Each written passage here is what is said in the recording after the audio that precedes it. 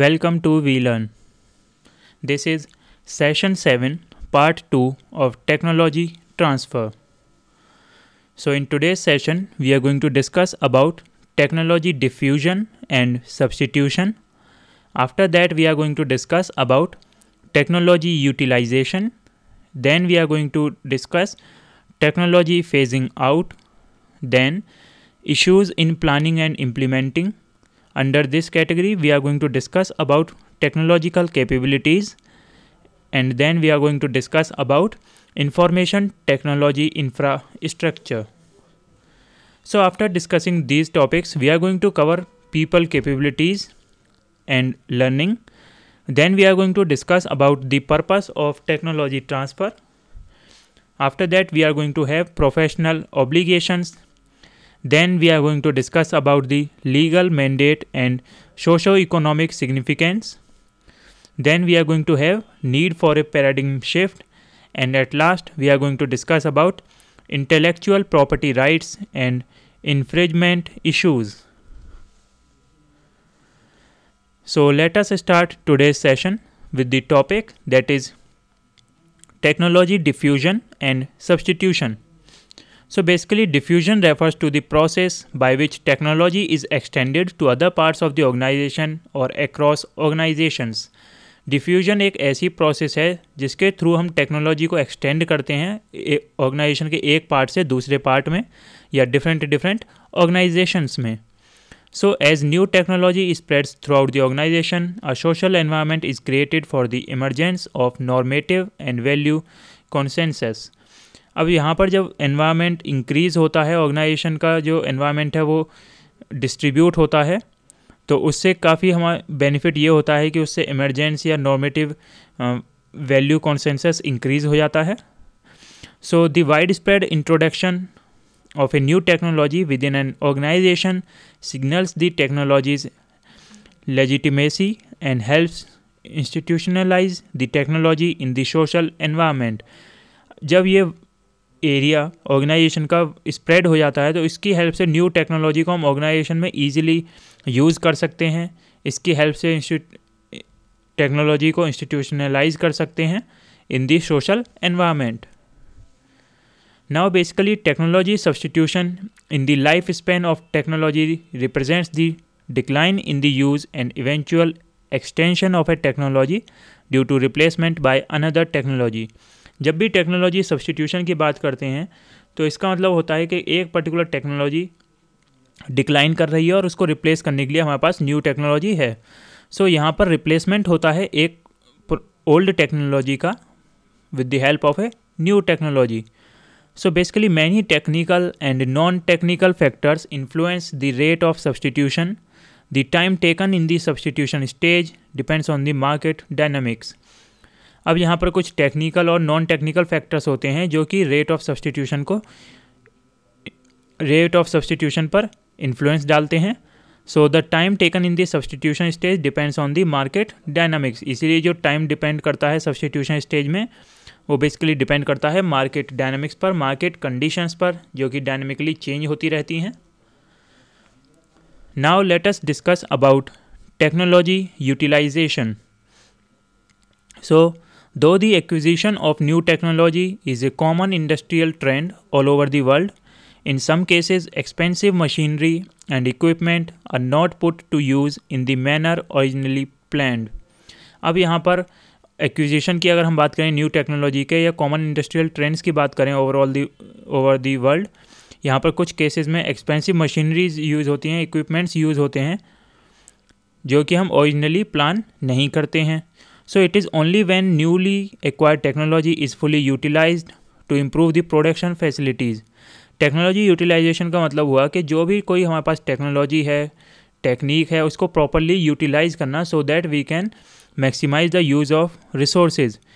इसका main objective ये होता है कि हम मिनिमम कॉस्ट से मैक्सिमम आउटपुट अचीव कर सकते हैं. मिनिमम इनपुट हमें प्रोवाइड करना होता है और मैक्सिमम आउटपुट गेन कर सकते हैं. Now let us discuss the next topic है, that is technology phasing out. So when technology reaches the point of virtual universal applicability, Its continuous use has little commercial value and license agreements have probably expired, that is said to be in the obsolescence stage. यहाँ पर अगर जब technology एक ऐसे point पर पहुँच जाती है जिसे हम वर्चुअल यूनिवर्सल एप्लीकेबिलिटी बोलते हैं, तो उसका कंटिन्यूस यूज़ काफ़ी कम हो जाता है, कमर्शियल वैल्यू कम हो जाती है, and licence agreements have been probably expired. तो इसको हम बोलते हैं कि जब सपोज़ लाइसेंस एग्रीमेंट एक्सपायर हो चुका है, टेक्नोलॉजी काफ़ी ओल्ड हो चुकी है, तो उसे चेंज करना होता है. So this is mandatory to maintain an organisation, to establish an organisation in the dynamic environment. किसी भी डायनामिक एनवायरनमेंट में ऑर्गेनाइजेशन को इस्टेब्लिश कराने के लिए ये काफ़ी ज़रूरी होता है कि ओल्ड टेक्नोलॉजी को हम रिमूव करें. तो इसी फेज़ को हम बोलते हैं technology phasing out. So in this phase new technology displaces the declined technology and the firm survives only by pricing itself substantially below the new technology. As we have already discussed, इसमें हम new technology से old technology को replace करते हैं. Now let us discuss the next topic, that is issues in planning and implementing technology transfer projects. So in planning and implementing technology transfer projects, the core issues are linked with the firm's technological and people capabilities. जब भी planning या implementing technology transfer project की हम बात करते हैं, यहाँ पर कुछ कोर इश्यूज़ होते हैं जो कि पीपल्स की कैपेबिलिटी से रिलेटेड, टेक्नोलॉजी की इफ़ेक्टिवनेस से रिलेटेड होते हैं. So let us discuss about the first one here, that is technological capabilities. So an organization's technological capabilities are composed of a variety of sources of knowledge and experiences. किसी भी organisation की जो technological capabilities होती हैं वो compose होती हैं different sources से, नॉलेज से और एक्सपीरियंसेस से.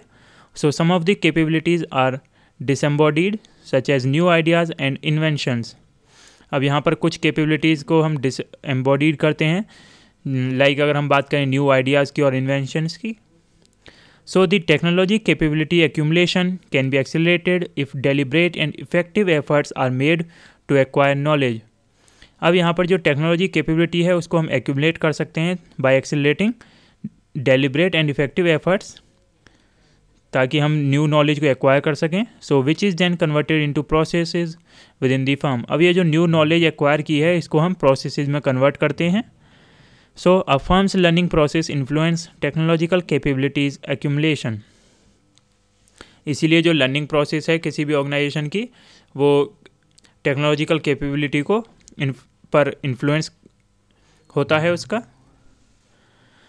Now the next thing here is technological capabilities are accumulated and embodied with both in individuals in the form of skills, knowledge and experience, and in organizational systems. So basically these internal capabilities are important in that they help an enterprise in understanding and assimilating its imported technologies. So in order to deploy these new technologies effectively in an economic organizations, or you can say or operational sense, recipients need to cultivate an in-house capacity to undertake R&D and training programmers.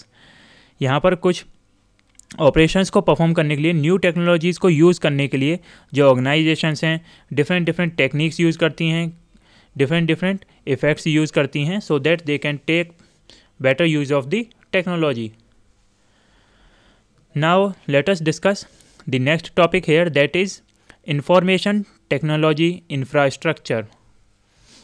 So basically information technology has become an integral part of today's business. अगर हम information technology की बात करें, it plays a very important role in humans life. So it is very easy and rapid flow of knowledge between organizations engaged in the technology transfer process, as it is very critical to its success. यहाँ पर जो technology है उसका काफ़ी easy और rapid flow होता है. यहाँ पर जो इन्फॉर्मेशन है, जो नॉलेज है, वो ऑर्गेनाइजेशंस के बीच में काफ़ी फास्ट रेट पर ट्रांसफ़र होती है. So during the technology absorption process the flow of information is vital for timely exchange of information and it's completion. किसी भी ऑर्गेनाइजेशन में या डिफरेंट ऑर्गेनाइजेशंस के बीच में टेक्नोलॉजी एब्जॉर्प्शन प्रोसेस काफ़ी इंपॉर्टेंट रोल प्ले करती है बिकॉज यहाँ पर जो फ्लो ऑफ इन्फॉर्मेशन है वो काफ़ी ज़रूरी होता है कि जो भी इन्फॉर्मेशन है वो डिफरेंट ऑर्गेनाइजेशन के बीच में टाइम पर फ्लो हो, क्योंकि अगर कोई भी इन्फॉर्मेशन टाइम पर फ्लो नहीं होगी तो उसका फिर कोई यूज़ नहीं रहेगा. Then we have a next topic here, that is scientific knowledge base. So an organization's past experience with technology in terms of exposure and organizational learning ultimately affects its future choices in adopting technology. किसी भी organisation का जो past experience है किसी भी technology को लेकर, या उसका जो एक्सपोजर है किसी भी मार्केट में या लर्निंग प्रोसेस में, वो अल्टीमेटली अफेक्ट करता है उसके फ्यूचर चॉइसेस को.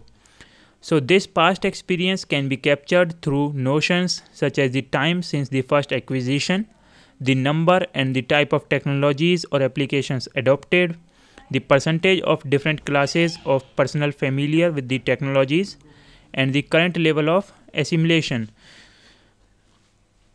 So here we can decide the technologies on the basis of the experience of the organizations. So it is very important to notice these things, that an organization must choose its technology on the basis of its experience. Now let us discuss the next topic here, that is people's capabilities.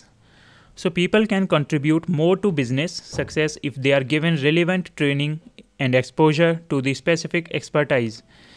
यहाँ पर जो persons होते हैं, जो peoples involve होते हैं किसी भी ऑर्गेनाइजेशन में, बिजनेस में, उनके कंट्रीब्यूशन पर किसी भी बिजनेस की ग्रोथ डिपेंड होती है. सो यहाँ पर उनको proper training, proper exposure provide करना चाहिए. So the increasing emphasis in academic literature, the need to compete from the inside out has made organisations search for ways to harness the power of their employees to build and sustain the competitive advantage in order to outperform competitors. यहाँ पर employees के अंदर capability increase की जाती है, उनको training provide की जाती है, उनको नॉलेज दी जाती है, सो that they can compete against their competitors to outperform them. Now basically here people capabilities are more about the way employees act and what they know and less about an organization's tangible assets. अब यहाँ पर जो abilities की बात की जाती है people से, तो बेसिकली यहाँ पर ये डील किया जाता है एम्प्लॉयज़ की एक्टिविटीज़ को और उन्हें क्या इन्फॉर्मेशन है, किस चीज़ की नॉलेज है, इससे related. So workers education, technical aid and technical training improve a firms in performance. इसीलिए कहा जाता है कि कोई भी जो वर्कर्स हैं या एम्प्लॉयज़ हैं, उनकी जो एजुकेशन है या टेक्निकल एबिलिटी है, उसी के बेसिस पर हमारी जो ऑर्गेनाइजेशन है उसकी परफॉर्मेंस डिपेंड करती है. So training provides the opportunities to learn the new expertise for the new technology setup. Training is considered to be a most significant process within the strategic management of human resources. जो training है उसको काफ़ी important process माना जाता है किसी भी strategic management में. Now let us discuss about learning. So basically learning plays an important role in technology absorption, as it is an essential component in the development, cultivation and accumulation of technological resources. यहाँ पर जो learning है वो काफ़ी important role play करती है absorption में, development में, कल्टीवेशन में और एक्यूमुलेशन में. So several studies suggest that organisational learning has a positive impact on technology absorption. कुछ स्टडीज़ के थ्रू ये फाइंड आउट किया गया है, कुछ प्रूव किया गया है कि जो ऑर्गेनाइजेशनल की लर्निंग है वो काफ़ी इम्पैक्ट डालती है, एक पॉजिटिव इम्पैक्ट डालती है टेक्नोलॉजी एब्जॉर्प्शन पर.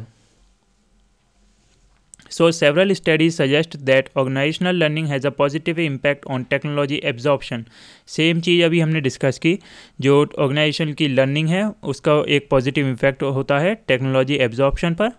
So an ongoing learning organisation is one that constantly encourages its people to gain new knowledge, try fresh approaches to solve problems and obtain feedback and adopt innovative behavior patterns as a result of the experimentation. अब यहाँ पर constantly encourage किया जाता है peoples को ताकि वो knowledge को गेन कर सकें. फ्रेश अप्रोचेज यूज़ किए जाते हैं प्रॉब्लम्स को सॉल्व करने के लिए. फीडबैक्स ऑब्टेन किए जाते हैं डिफरेंट पर्सनस से, एम्प्लॉयज़ से. Now here the next topic is purpose of technology transfer. So we continue to live in an era where knowledge is created, updated, and shared commercially as any other commodity. In fact, knowledge is deemed as a great source of business power, and the management of knowledge is of serious concern to leaders in industry today. हम आज के time पर अगर era की बात करें, एक ऐसी एरा में रह रहे हैं जहाँ पर नॉलेज को क्रिएट करना, अपडेट करना या शेयर करना काफ़ी इंपॉर्टेंट होता है.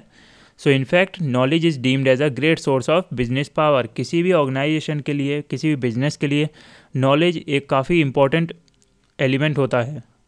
So from both an American and global perspective, the transfer of knowledge, most commonly the new findings and discoveries associated with rapidly changing technologies, has assumed greater importance. इसीलिए जो American या global perspective है उसके according जो transfer of knowledge है या जो normal findings हैं वो काफ़ी रैपिडली चेंज हो रहे हैं. इसीलिए जो इन्फॉर्मेशन होती है, जो एसोसिएटेड टेक्नोलॉजीज़ हैं, डिस्कवरीज़ हैं या फाइंडिंग्स हैं, वो काफ़ी इंपॉर्टेंट रोल प्ले करती हैं इन organization's process. So the need for technology transfer as a professional practice as well as an academic discipline for faculty and students in technology studies can be examined in terms of. अब यहाँ पर जो technology transfer की बात की गई है according to faculties and students, तो उसे हम कह सकते हैं कि दो तरीके से हम मेजर कर सकते हैं, like professional obligations and legal mandate and socio economic significance. Now let us discuss about the professional obligations. So basically technology faculty and students majoring in technology are key human resources in carrying out the mission of a university, that is transmit, create and apply knowledge. अब यहाँ पर जो professional obligations हैं उसमें अगर हम बात करें यूनिवर्सिटी से रिलेटेड ऑपरेशंस को कैरी आउट करने के लिए जो की ह्यूमन रिसोर्सेज हैं वो होते हैं हमारे technology faculties and students. So the transmission, creation and application of knowledge are interrelated. अब यहाँ पर जो ट्रांसमिशन होता है दैट मीन्स डेटा को ट्रांसमिट करना, क्रिएशन दैट मीन्स रिसर्च के थ्रू डेटा क्रिएट करना, इन्फॉर्मेशन या नॉलेज को क्रिएट करना, टेक्नोलॉजी को क्रिएट करना, या एप्लीकेशन ऑफ नॉलेज की बात करें तो इसका मतलब होता है कि हम पब्लिक सर्विस के थ्रू से अप्लाई कर रहे हैं. सो इनका काफ़ी इम्पोर्टेंट रोल होता है. Now the increasing emphasis on research sometimes raises the issue of added responsibility for universities in terms of serving the community by communicating the results of their research efforts expediently, particularly those findings that could positively impact the lives of people. अब यहाँ पर कुछ ऐसे operations पर, ऐसी processes पर, task पर focus किया जाता है, उनमें कमियों को रिमूव किया जाता है जिनका कि काफ़ी इम्पैक्ट होता है on the lives of peoples. Now let us discuss the next topic here, that is the legal mandate and socio-economic significance. So technology transfer has become more relevant to university faculties and students since 1980 when the Bayh-Dole Act passed by Congress in 1980. Technology transfer काफ़ी important role play करता है university related operations में. Basically ये एक act था जो कि बे-डोल ने पास किया था. बे-डोल के थ्रू ये कैरी आउट हुआ था जो कि पास किया था कांग्रेस ने in 1980. So basically here the universities are mandated to file patents on inventions they elect to own while the government retains march in rights and a non-exclusive license to practice the invention throughout the world. अब यहाँ पर इस law के according जो universities हैं उन्हें patents कराना होता था जो भी वो इन्वेंशंस करेंगे उससे रिलेटेड, और यहाँ पर जो गवर्नमेंट है उसके पास ये राइट्स होते थे कि वो उसे उस लाइसेंस को नॉन एक्सक्लूसिवली यूज़ कर सकते हैं throughout the world. Now let us discuss the next topic here, that is need for a paradigm shift. So with rapid advances in technology, particularly with the proliferation of computer-based applications, scholarly and creative work can emerge in a format that is not universally perceived as being conventional. अब यहाँ पर rapid changes हो रहे हैं technology में, different computer applications आती हैं, तो यहाँ पर क्रिएटिव वर्क की ज़रूरत होती है जो कि न्यू फॉर्मेट्स में इमर्ज होते हैं. So a number of higher education institutions continue to have a restrictive definition of scholarly work often limited to journal publications, books and selected conference proceedings and presentations. अब यहाँ पर जो higher education institutes हैं उन्होंने कुछ restrictions use की हुई हैं related to the scholarly work, like they limited the use of journal publications, books and different conference proceedings.